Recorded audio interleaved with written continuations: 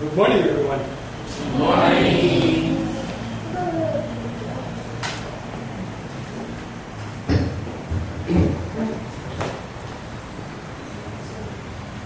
Ilang inawit pa natin na Soldier of the Cross ay nagpapalala po bawat isa sa atin na hanggang ngayon our God ay hindi tumitigil hanapin ang kanyang mga nilalang.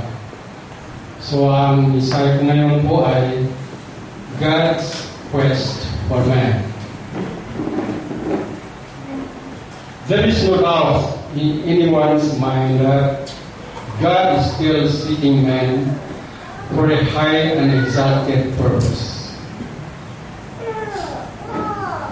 It is God, it is said in 2 Chronicles chapter 16 verse 9, the eyes of the Lord run to and fro throughout the whole earth, to show himself strong in behalf of them whose heart is perfect toward him. Maging sa Ezekiel chapter 34 verse 16, sinabi rin ng Panginoon, I will seek that which was lost and bring again that which was driven away, and will bind up that which was broken, and will strengthen that which was sick. Kahapon, ibagi ko lang po, kahapon ay dumalaw po ating kapatid, ang mag-asawang Gideon Rodriguez. For about 36 years na hindi kami nagkikita mula pa nung sa Samar Church of Christ, ay na-surprise kami kahapon. I don't know what his purpose is. Natuwa naman ang misis ko dahil kababayan niya si Angie, yung misis ni Brother Bijon, kababayan na taga doon. So, nakakaluwag ba? Nakakataba ng puso.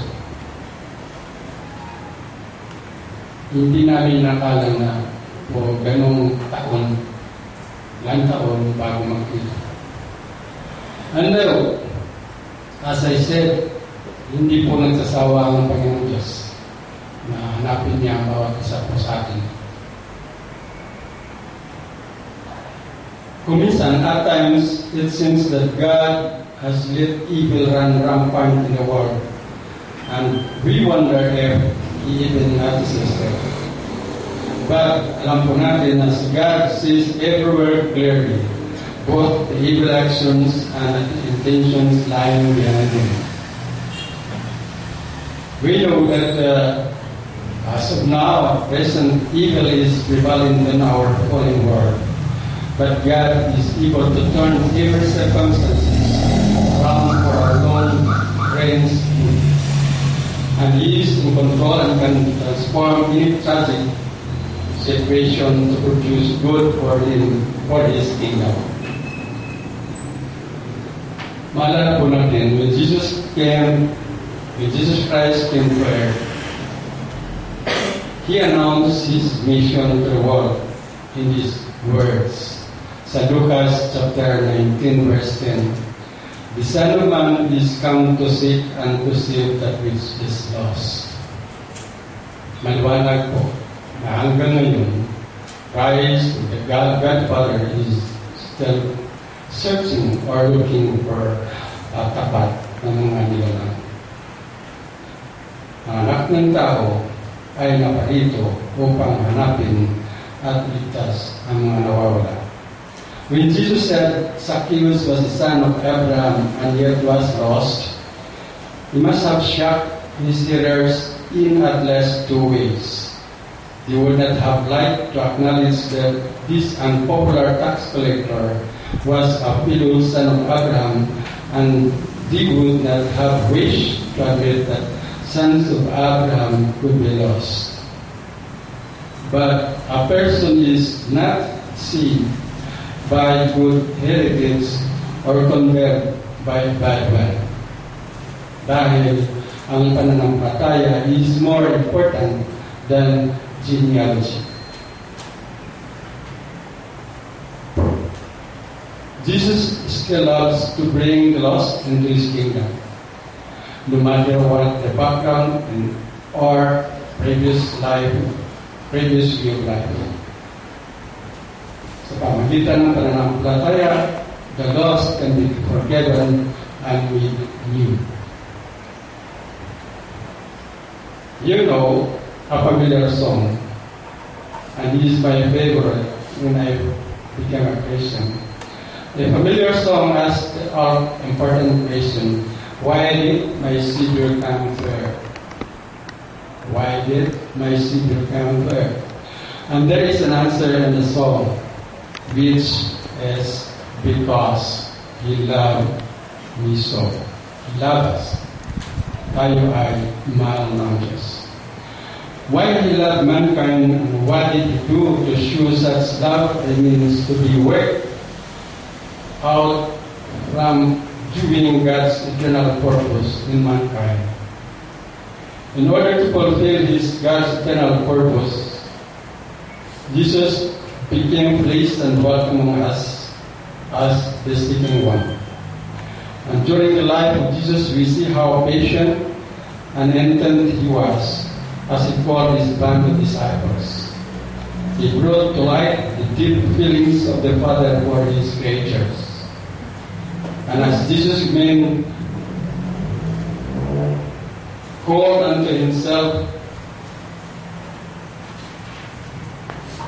He caused each one to feel that the individual is important in God's sight and that each is responsible as to how he treats the call or quest of life. But people often give up after a few half-hearted efforts and conclude that God cannot be found, cannot be reached. But knowing God takes faith, takes focus and follow through.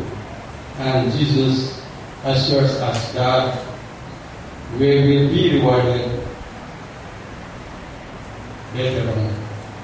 So don't give up your efforts to seek God.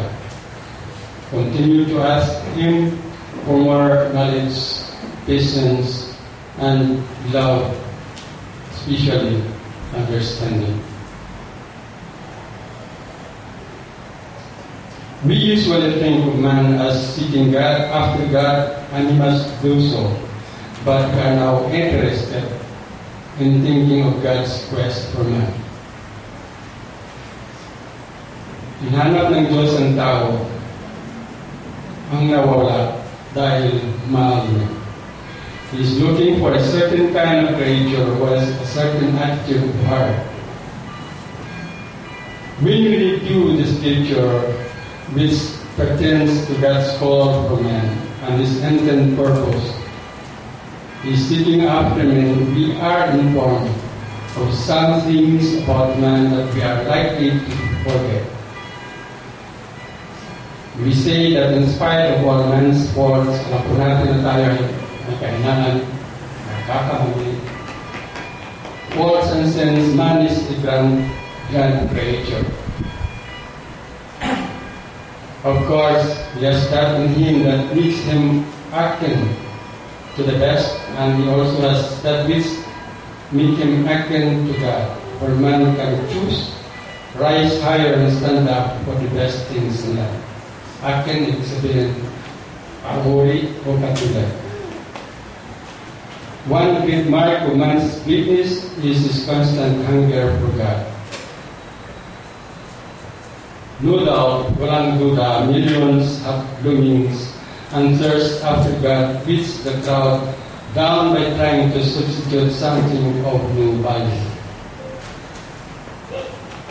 Man has something in him that makes him want to commune with God and that which makes him want to come back as the prodigal did.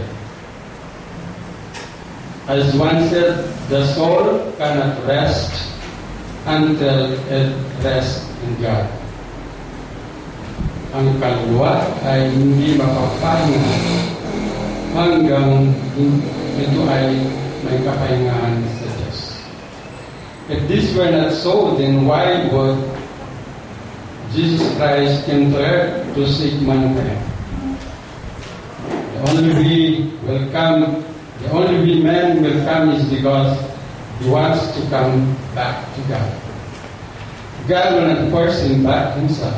Therefore, ang apela ng Diyos sa ating lahat is meet and the invitation will goes out to all, come unto me.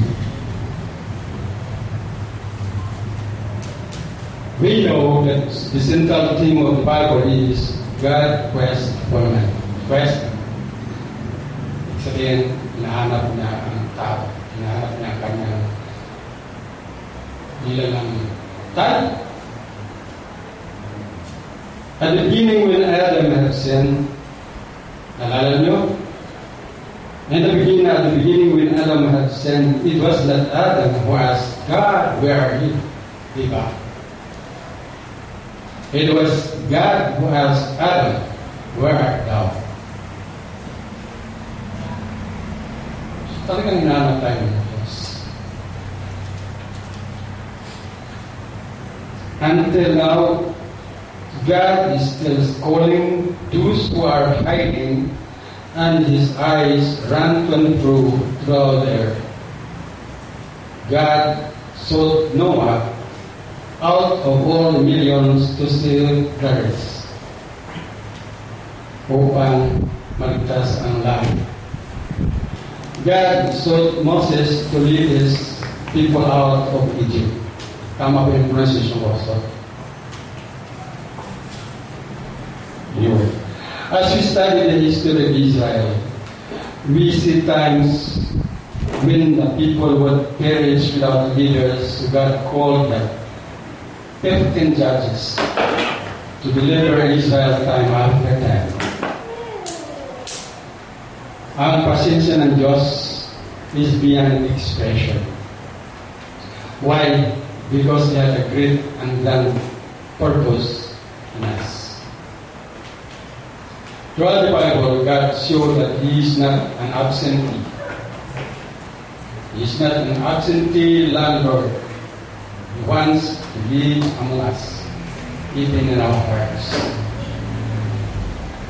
So don't exclude God from your life, but allow Him to be your God as you obey His word and communicate Him in prayer. Whatever we're going to do, let Him be our resident landlord.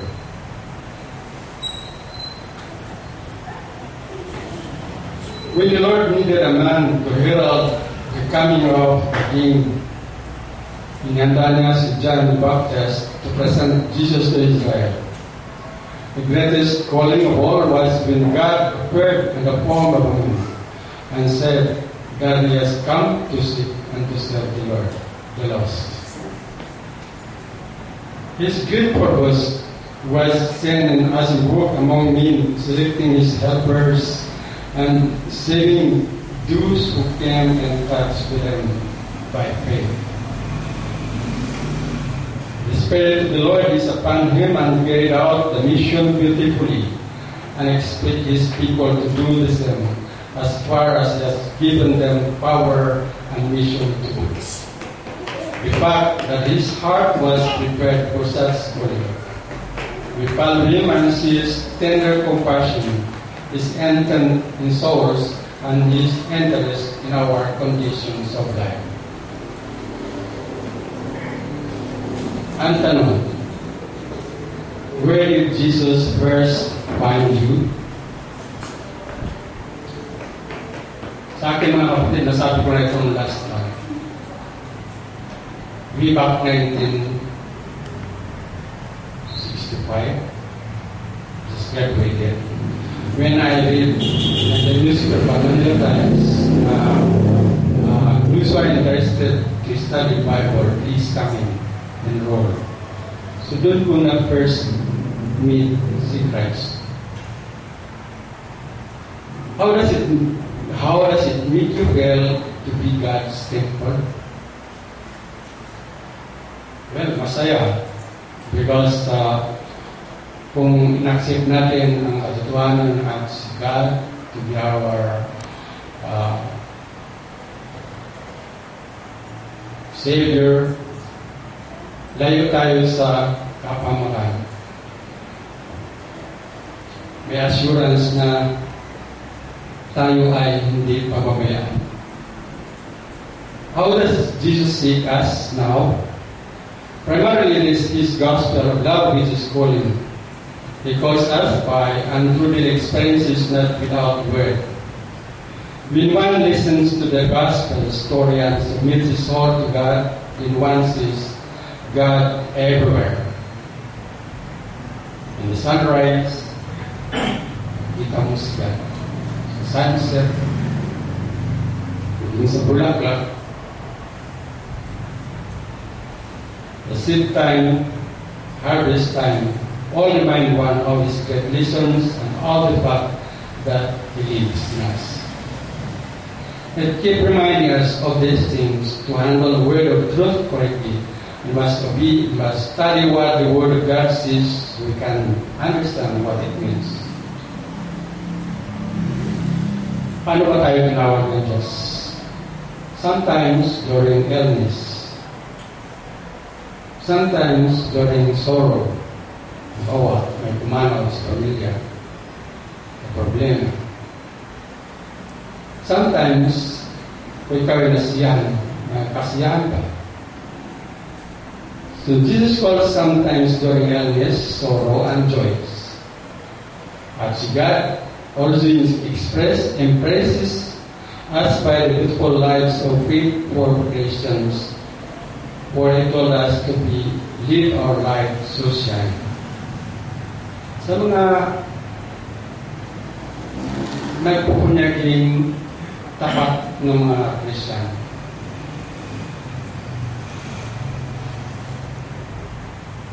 God seeks us to all our individual needs. We hear of His love, His care, and how He will guide and help. So we are persuaded to go to Him in days of need. Finally, God calls us and seeks us to the need of others. Finally, God calls us, tinatawag tayo at tinahanap tayo sa pamagitan ng pangalan ng iba. We are living through desperate days and there is so much to be done. There is so much to be done. And this world is a needy, broken world. How can we sit idly by and refuse God's call for workers when we see a helpless? Little hands are reaching up to you and me. Others are lost and will spend eternity away from God if we do not heed God's call. Yes, totoo. God is searching you and me. What? God is searching for you and me today. Today is a day God has made. He fills it with sunshine and sweat. I'm thankful for seeking us daytime and for night time. I'm thankful for all things God made. Today is a wonderful day. God blesses us all of our way. I thank Him for giving good food and good living. Today is a wonderful day. Salamatan natin ang Diyos. Dahil hindi siya nagkulang, hindi siya nagpapaya. Tayo ang may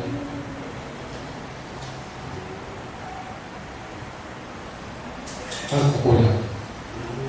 Hindi natin hinanap si God. Minsan sa busy, sa sobrang busy ng ating pamumuhay, minsan hindi natin papasalamatan.